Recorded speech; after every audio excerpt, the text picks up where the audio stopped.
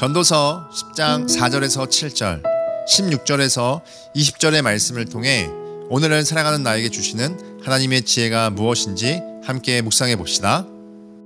주권자가 내게 분을 일으키거든 너는 내 자리를 떠나지 말라.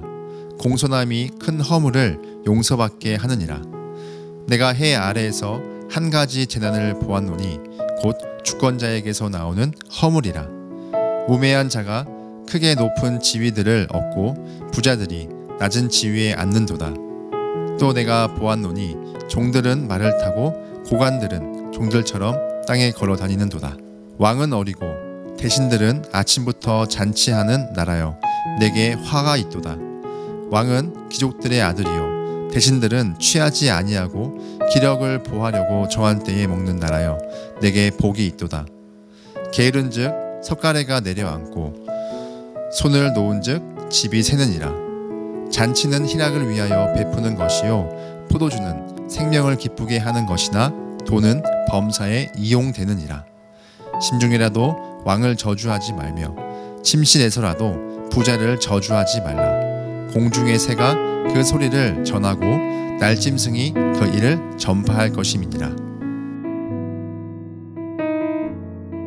현대사회에서 영향력 있는 사람이 되려는 욕망은 커져갔지만 동시에 리더가 되기에는 부담스러워합니다. 그러나 우리 모두는 다양한 상황과 모임, 사회 구조 속의 리더입니다. 가정의 가장은 가정의 리더이고 형제가 2명, 3명이면 첫째가 리더입니다. 회사에는 사장뿐만 아니라 팀장, 과장, 부장도 각 역량에 따라 리더이고 입사 동기에도 동기장이 있습니다.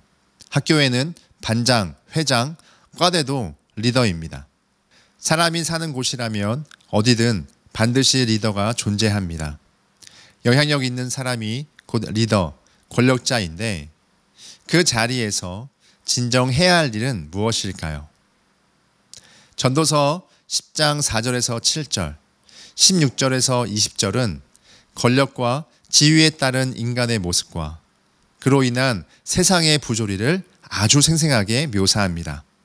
4절은 권력자가 분노할 때 공손함과 자리를 지키는 인내의 지혜를 강조합니다.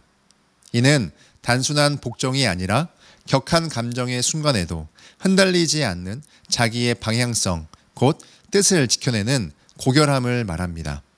사람은 말로만 의사소통한다고 생각하지만 바디랭귀지가 말보다 더 큰 효과를 준다고 합니다. 얼굴 표정, 손짓, 자세 등 우리 몸 전체가 끊임없이 말하고 있고 실질적으로 사회생활에서 넘버벌 커뮤니케이션을 얼마나 잘 사용하느냐는 성공의 중요한 요소라고도 합니다. 그래서 나의 태도가 더 큰 영향력을 끼치기에 공손한 태도를 잊어버리면 안 됨을 말하고 있습니다. 5절과 7절은 우매한 자가 높은 지위를 차지하고 부자가 낮은 자리에 앉는다며 세상의 권력이 어리석은 자에 의해 흔들림을 폭로하고 있습니다. 특히 7절, 종들은 말을 타고 고관들은 종들처럼 땅에 걸어 다니는 도다를 통해 능력과 자격이 뒤집어진 현실을 나타내며 세상의 불공정과 잘못된 권력 구조를 지적합니다. 실제로 적임자가 아닌데도 권력의 자리에 앉는 자들이 있습니다. 왜냐하면 윗사람에게만 충성하면 권력의 자리를 차지할 수 있기 때문입니다. 문제는 상급자의 충성심이 하급자에게 상당한 하대를 하는 경우가 있습니다. 전도자는 이것을 재난이라고 5절에서 말하고 있습니다. 그리고 이어지는 16절에서 20절은 리더의 자질과 책임을 구체적으로 제시합니다. 16절과 17절은 미숙하고 무책임한 리더와 성숙하고 책임 있는 리더를 대조하며 공동체 전체에 어떤 영향력을 주는지를 보여줍니다. 왕이 어리다는 것은 나이가 어린 것을 뜻하기도 하지만 백성을 자기 이익을 위한 자기 욕망을 충족시키는 도구로만 보는 철부지를 의미합니다. 18절과 19절에서 말하는 게으름과 향락은 단순히 태만을 넘어서 공동체를 서서히 무너뜨리는 근본적인 위험을 말합니다. 게으름은 모든 것을 무너뜨리는 시작점입니다. 결국 무기력해지고 육체뿐만 아니라 영혼까지 쇠락해집니다. 또한 누림과 향락을 정확하게 구별할 수 있어야 합니다. 성경은 잔치나 돈을 부정하지 않습니다. 그러나 이것이 목적이 되는 순간 누림을 위한 도구는 섬김의 대상으로 변해버립니다. 내 마음의 우상, 만몬이 되어 삶 전체를 좌지우지하게 되니 누림이 향락이 되지 않도록 돈과 장치는 누림을 위한 도구라는 사실을 항상 명심해야 합니다. 그래서 결론적으로 20절에 심중에도 침실에서도 저주하지 말라고 합니다. 함부로 말하지 말라는 것인데 앞장에서도 함부로 대하는 것에 대해 나눴지만 함부로 한다는 것의 깊은 의미는 무의식 중에 나오는 것이 나라는 것입니다. 사람은 자기 마음속에 있는 것이 밖으로 나오는 법입니다. 더욱이 신앙인에게 권력자는 하나님이 세우심을 믿고 순종함을 요구합니다. 그래서 모순된 세상 속에 어떤 권한을 가진 자, 그러나 하나님이 역설의 은혜로 이 세상을 이끄심을 믿고 권력자, 리더들이 내 마음에 들지 않는다고 해서 함부로 말해서는 안 됨을 강조하고 있습니다. 여러분, 요즘 핫한 스포츠 예능이 있습니다. 야구의 인기를 한껏 끌어올린 프로그램인데요. 한 선수가 타석에 들어올 때마다 주문처럼 외우며 들어오는 단어가 있습니다. 바로 방향성입니다. 아무리 잘 맞은 공도 정확한 방향이 아니라면 아무런 도움이 되지 않는 파울볼이 될 뿐입니다. 이처럼 인생에서도 방향성은 너무나 중요합니다. 그러나 인생에서 방향성만큼 중요한 것은 지향성입니다. 방향성과 비슷해 보이지만 지향성은 어떤 것에 대해 향하는 마음을 의미합니다.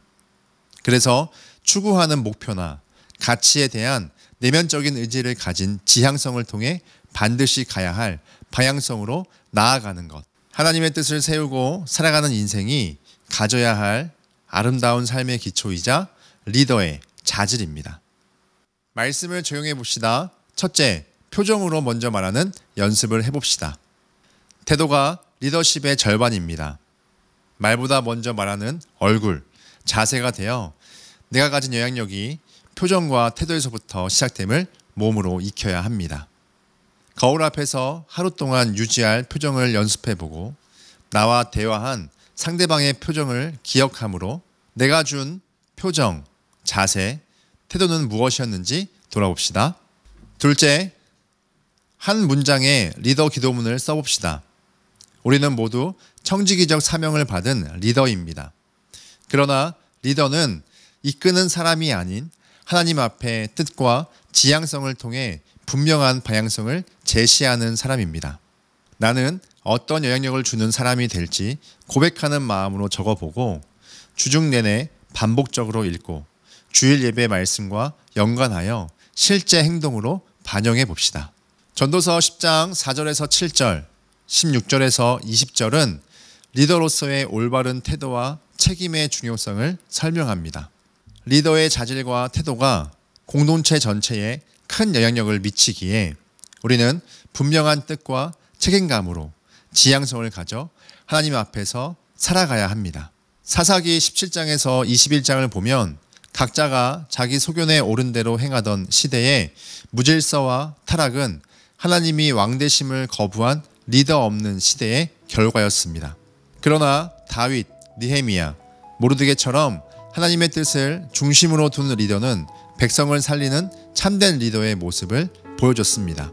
저와 여러분 역시 하나님이 맡기신 자리에서 하나님의 뜻을 세우고 지향성이 분명한 리더로 살아 지금 내가 가는 방향이 어디인지를 명확하게 드러내는 오늘이 되기를 축복합니다.